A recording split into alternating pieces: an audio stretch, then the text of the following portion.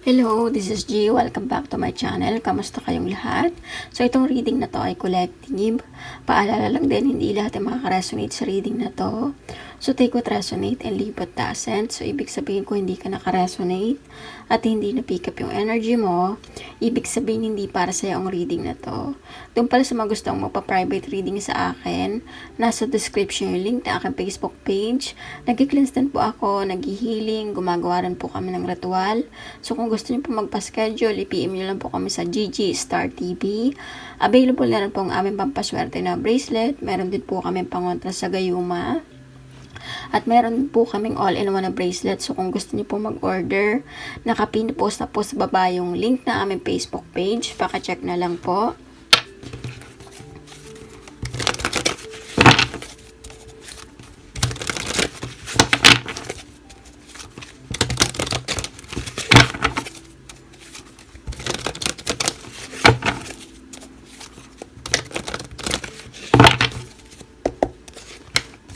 Two of Swords, the Lovers, Three of Swords, Three of Wands, Eight of Wands. Sa nakikita ko dito, naguguluhan ka ngayon. Kumbaga, gusto mong pumili na mag-move on, pero hindi mo alam kung mag-move forward ka ba or mag-aantay ka sa taong to dito sa dati mo naging karelasyon. Kasi sa nakikita ko, nasasaktan ka ngayon eh. Kumbaga, inoobserbahan mo pa yung sitwasyon, itong nangyayari sa inyo ng dati mo naging karelasyon, kung babalik pa ba to or maayos pa. Sinasabi dito na meron kang option. Pwede kang mag-move forward, mag-desisyon na i-let go itong sitwasyon mo. Huwag mag-focus dito sa nangyari sa paghihiwalay nyo. Kumbaga, nahihirapan kang pumili. Ito yung nakikita ko dito dahil ayaw mong harapin yung katotohanan or yung present situation mo na itong taong to, hindi ka pinaglaban or iniwan ka sa ere. Ito yung nakikita ko dito na ninanamnam mo yung sakit dahil iniisip mo na baka wala nang dumating pa sa buhay mo or hindi ka na makakita pa ng iba. Pero sa nakikita ko dito, kailangan mong isipin na merong nakalaan para sa'yo. Huwag kang magstay lang dito sa sitwasyon mo kasi kung itong dati mo naging karelasyon, pinahirapan ka, ginawa kang option or kung ano man yung nangyari dito sa pag-i-end ng relationship nyo, meron kang other option na pwede mong gawin. Magstay ka or gumawa ka ng paraan na mag-let go.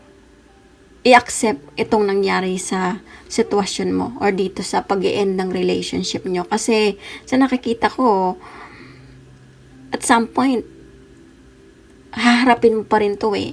Kailangan mo pa rin buksan yung mga mata mo. Kailangan mo pa rin pumili na mas mahalin mo yung sarili mo. Nine of Pentacles, sa nakikita ko rin dito, magiging okay rin yung lahat. Kumbaga, itong nangyari sa'yo na nahihirapan kang mag-move on or nahihirapan kang mag-desisyon sa relationship na nangyari sa'yo, matatapos din to. Ito yung sinasabi dito na kung ano man tong pinagdadaanan mo ngayon na sobrang sakit, na nalulugmok ka, wala kang mahinga ng tulong, or umaasa ka pa rin na baka magbago yung taong to, baka bumalik. Pero pinapakita dito, harapin mo tong nangyari sa buhay mo, itong lesson na binigay sa'yo, dahil at the end of the day, magiging okay ka pa rin. Kumbaga, matatapos din to. Kung ano man tong bighating nararamdaman mo. Merong katapusan. Merong happiness na paparating sa'yo. Ito yung pinapakita dito. Ten of Swords na nakikita ko rin dito. Matindi yung pinagdaanan mo. Kaya nalilito kang mag-desisyon ngayon dahil masakit eh. Ito yung ginawa ng taong to na pinahirapan ka ng sobra. Kumbaga wala kang ka-idea na ganito yung gagawin niya. Hindi mo in-expect. Ito yung nakikita ko kaya hindi mo hinaharap to dahil binuhos mo lahat ng pagmamahal mo dito sa taong to.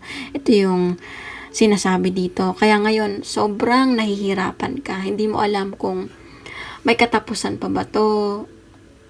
Ano bang mangyayari dito sa relationship namin or dito sa taong to na iniwan akong mag-isa. Ang dami mong katanungan eh. Ito yung nakikita ko na hindi mo iniintindi kung ano man yung mga pinapayo sa'yo ng mga kaibigan mo or ng ibang tao. Kasi, ang naiisip mo lang, itong sakit na hindi ka makatayo, na hindi mo kayang harapin. Kumbaga, nawawalan ka ng pag-asa. Ito yung nakikita ko dito. Knight of Swords na nakikita ko rin. Gusto mo pa rin ipaglaban yung taong to, gumawa ng paraan na maayos tong relationship na nasira dahil maaring kasal kayo or may mga anak kayo or yung bagay na sobrang minahal mo yung taong to. Pero sa nakikita ko dito, ikaw yung lumalaban. Kasi yung taong minahal mo, hindi na lumalaban dito eh. Kumbaga, ikaw yung gumagawa ng paraan para maayos tong relationship nyo or mabalik sa dati. Pero pinapakita dito na pinaglalaban ka ba ng taong to? Five of Swords na nakikita ko rin dito. Kahit na ipaglaban mo yung taong to, hindi ka pa rin magiging masaya.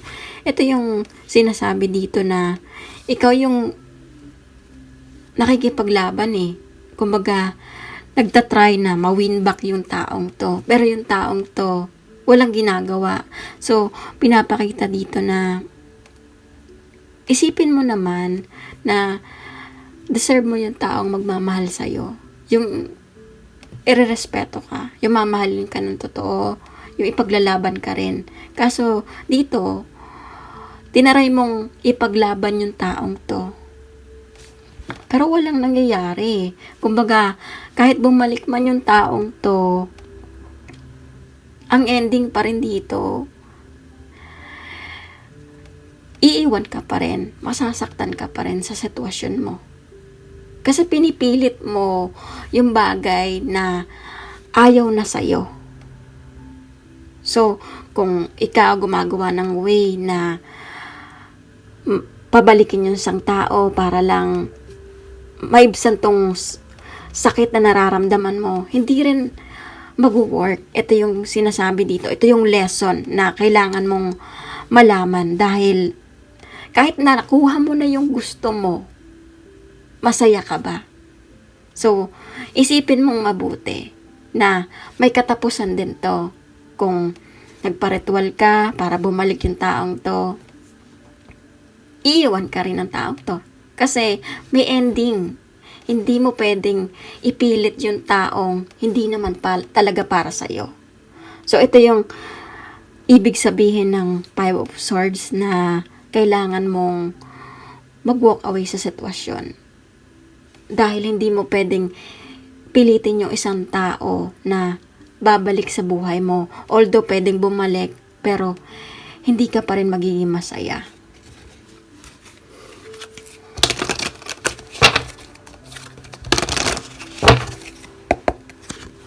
Ace of Cups, nakikita ko rin dito.